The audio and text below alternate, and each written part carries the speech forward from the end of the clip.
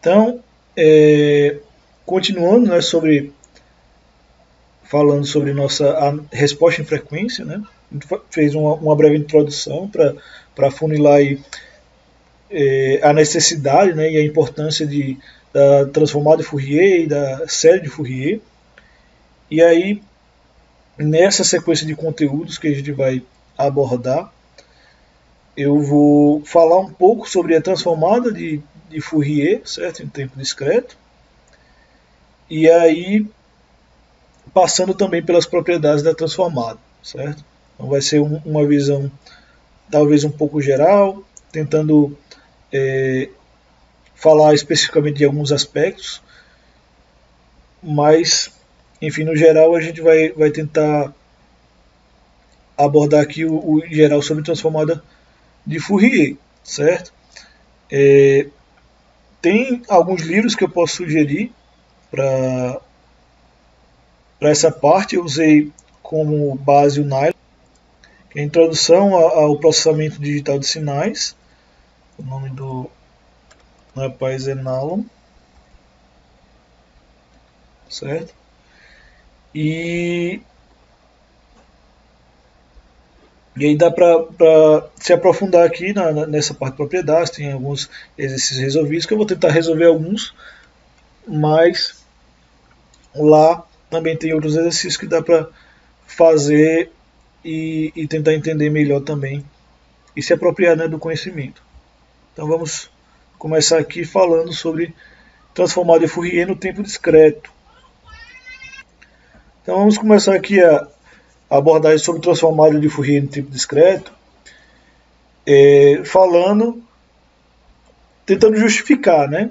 Então, essa transformada ela vai ser útil no estudo de sinais ilimitados, certo? Então, se o meu sinal ele é limitado, ou seja, se ele vai de menos infinito a mais infinito, a gente vai ter uma boa aplicação aí dessa transformada, certo? Então, eu não preciso ter todas as amostras definidas, né? Mas o sinal ele precisa se estender por todo o domínio do tempo. Então, eu posso também ter, por exemplo, que o sinal de menos infinito até zero ele é igual a zero, e pegar, né, o sinal apenas no intervalo de 0 até n. Então, se eu fizer isso, né, eu faço a análise do sinal, mas eu assumo que tudo que não está nesse intervalo, eu vou ter valores de amostra nulas, certo? Então, de qualquer maneira, você consegue analisar sinais que não vão de menos infinito a mais infinito, mas eu tenho que assumir, né, que esses sinais eles vão ser nulos para o que não está definido. Então, o que é a transformada de Fourier no tempo discreto? Uma sequência.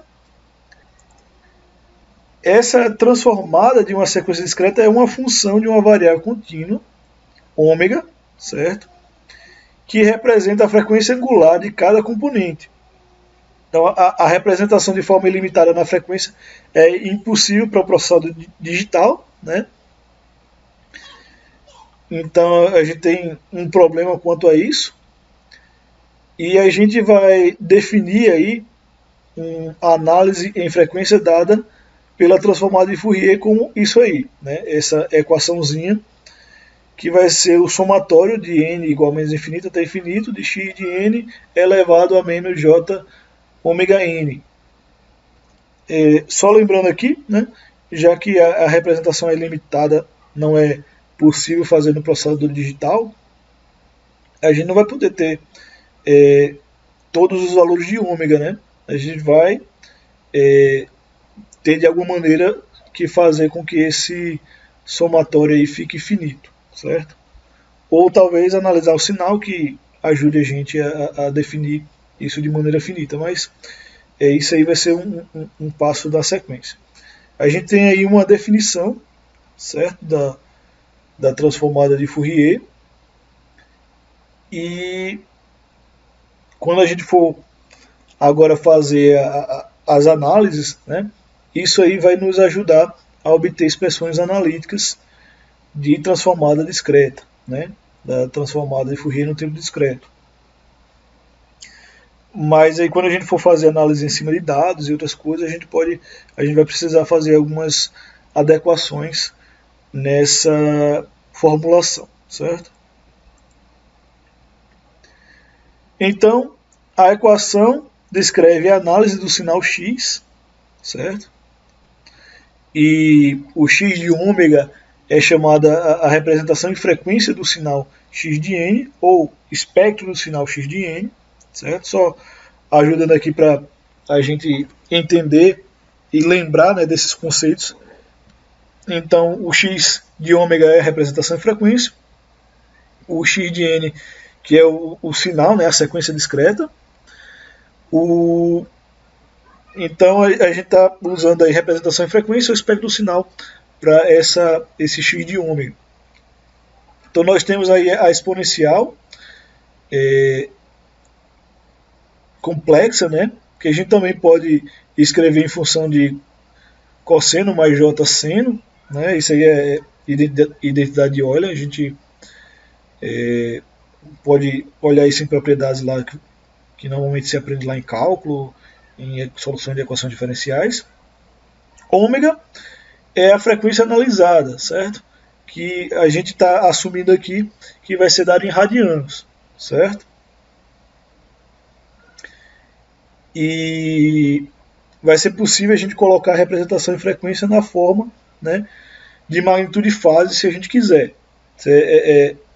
É importante a gente levar isso em consideração, porque quando a gente está fazendo o gráfico, né, lá de Bode e tudo mais, a gente também gostaria de ter uma representação não só no cartesiana, né, que é essa dada pelo cosseno seno aqui, cosseno j seno, mas também visualizada da forma, né, magnitude e fase.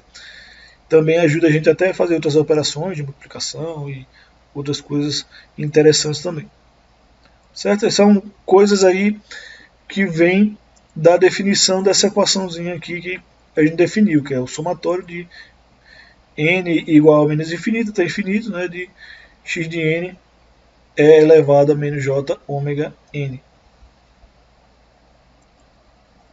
Então, com base nisso, vamos fazer um exemplozinho para ajudar a gente a entender como fazer a transformada de Fourier de um sinal, certo? Então, vamos assumir aqui que o nosso sinal, a sequência discreta, digamos assim, da nossa transformada de Fourier, é a sequência impulso unitário.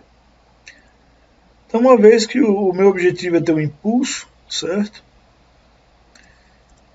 E é esse símbolo aqui. Vou colocar aqui para me ajudar a copiar e colar, porque a gente não tem um símbolo lá, né? Então, o que a gente precisa fazer, em primeiro lugar, né, é assumir que o meu x de n, aqui, ele será igual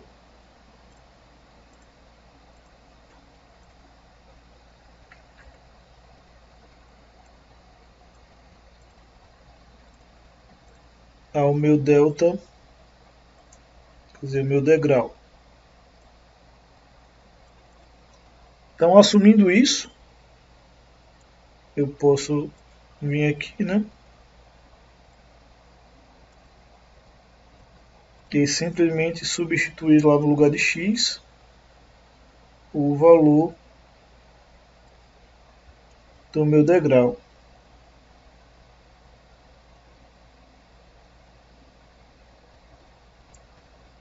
Tenho uma dificuldade aqui de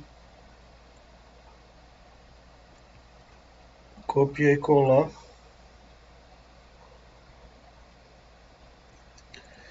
Pronto. Então, só fiz substituir, certo? E quem é o meu degrau o delta de n, né, ele é uma sequência que é assim, né, 0, 0, 0.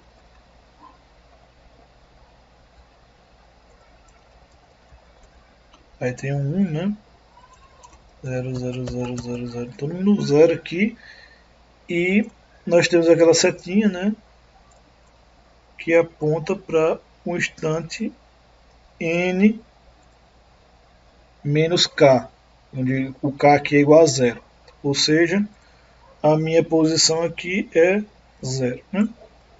Porque não tem nenhum não tem nenhum deslocamento, nenhuma operação de deslocamento temporal nesse sinal. Ou seja, eu vou ter aqui 0 infinitamente, certo? Ou seja, eu vou dividir agora esse somatório em algumas partes, para eu tentar fazer mais passo a passo, porque aí pode ajudar em outras operações, certo? Vou fazer aqui igual.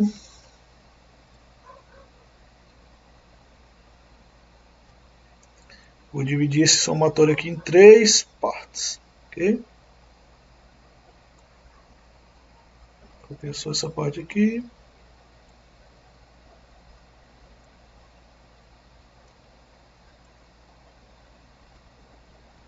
Acho que eu vou precisar aqui de mais espaço.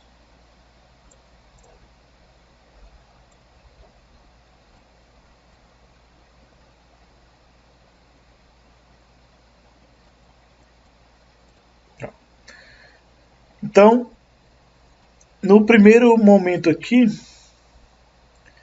eu vou de menos infinito, vou botar infinito assim, certo? Até menos infinito.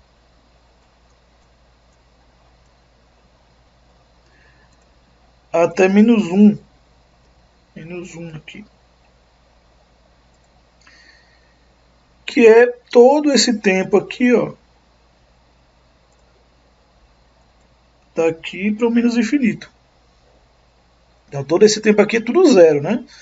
Então se eu vou agora pegar o meu degrau, o meu impulso, quer dizer, e somar tudo que está de menos infinito até menos 1, eu vou ter 0. 0 vezes 0 vezes 0, quer dizer, 0 mais 0 mais 0 mais 0, né? Todos os degraus aqui vão ser iguais a 0. Eu vou ter aqui um que vai de 0 a 0, né? Aqui é um 0 a 0, por isso é só um número, não vai ter somatório, só vai ter ele mesmo, né? E aqui eu vou ter um que vai de 1 até infinito. Então agora eu estou basicamente, agora eu vou basicamente substituir, né? Então o meu degrau aqui, em toda essa faixa, só quero falar degrau, meu impulso aqui nessa faixa aqui, nessa faixa aqui, nessa faixa aqui. Então, na primeira faixa, como eu falei, né, é tudo zero. Então isso aqui vai ser substituído por zero. Na segunda é exatamente o instante zero, então aqui é igual a 1. E na outra faixa, né, é esse que vai de 1 até infinito. Então aqui vai ser tudo igual a zero também, né? E aí, basicamente nesse somatório só sobra uma coisa, né? Então, essa parte de baixo aqui é só um comentário para a gente saber que a próxima parte aqui dessa operação aqui é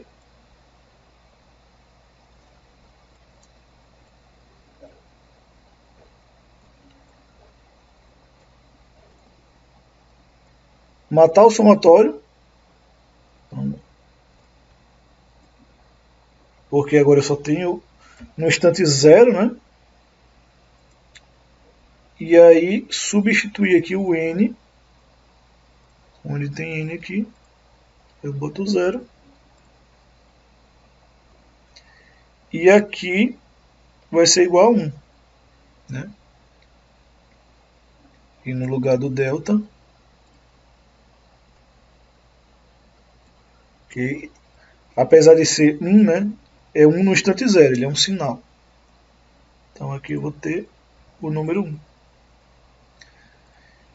E aí, sendo um número complexo ou não, certo? É exponencial, de não sei o que, tal, mas qualquer número elevado a zero, certo? Exceto o zero, mas isso já é outra história, ele vai ser igual. Ou seja, em resumo aqui, né, ao exercício, o resultado aqui é igual a 1, certo? Então é assim que a gente calcula a transformada de Fourier, por exemplo, do sinal delta, né, o impulso.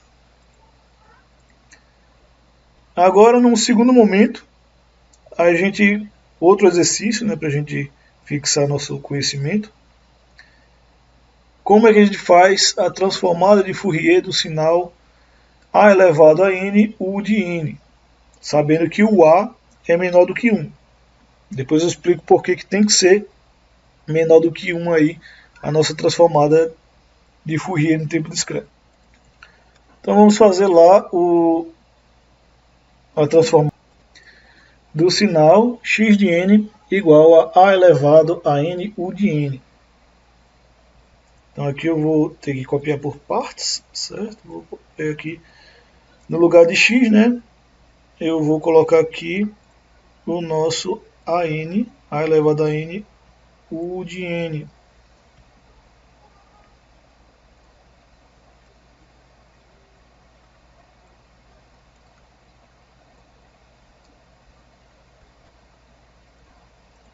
E aí o restante é da própria equação aqui, é elevado a J ômega N. Então, o que é esse sinal aqui? Então tem uma soma de infinitos termos, né? Só que eu posso dividir esse somatório, como eu fiz no outro, porque o meu sinal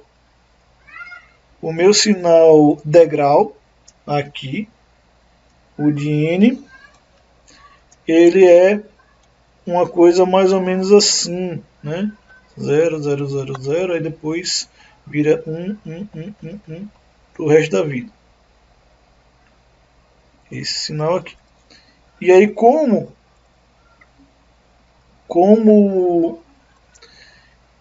esse degrau aqui, né? Ele é um degrau de n, ele não tem nenhum deslocamento no tempo, o instante zero é igual a esse aqui, né?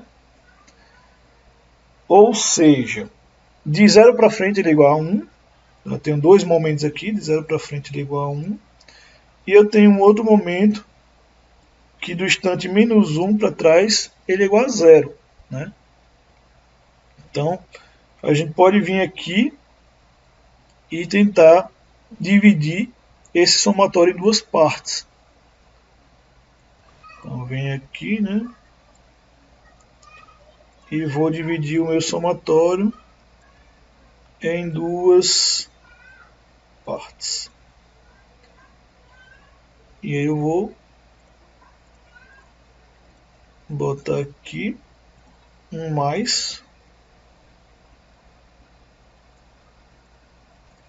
e tentar substituir aqui esse igual. Então é um mais o outro aqui.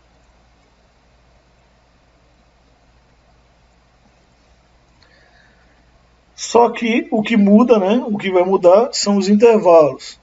Ou seja, nesse aqui o intervalo de cima vai mudar e nesse aqui o intervalo de baixo vai mudar. Então nesse primeiro aqui, como eu falei, né? Até o instante menos 1, todo sinal U é igual a 0. E aí do instante 0 para frente, a amostra 0 para frente, ele é igual a 1. Então aqui, esse valor aqui vai ser 0 e esse valor aqui agora vai ser 1. Né? Logo, por causa disso,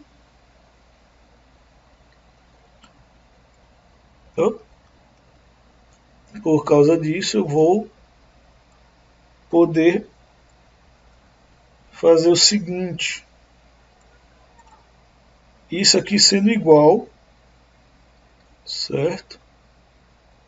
A apenas isso aqui do zero, porque se U aqui, nesse caso aqui, ele é igual a zero, né?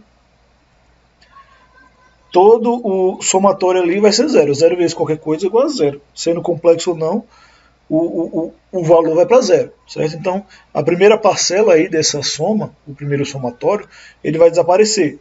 E o segundo somatório, aqui ele vai de zero até infinito, certo? E aí, por isso que a gente precisa fazer aquela...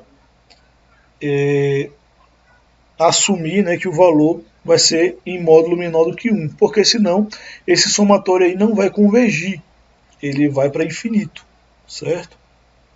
Uma condição de estabilidade aí para a nossa série, certo? Então agora eu posso tratar isso como se fosse uma progressão, né? Então vou precisar fazer aqui a soma dos infinitos termos de uma PG, certo? Que é dado por essa equação aqui. Sabendo que A, né, é tudo o que não está, no primeiro instante, né, primeira amostra, então eu teria que substituir zero aqui no lugar de n, e o que é razão. Então, só para facilitar aqui, né, eu preciso fazer o seguinte.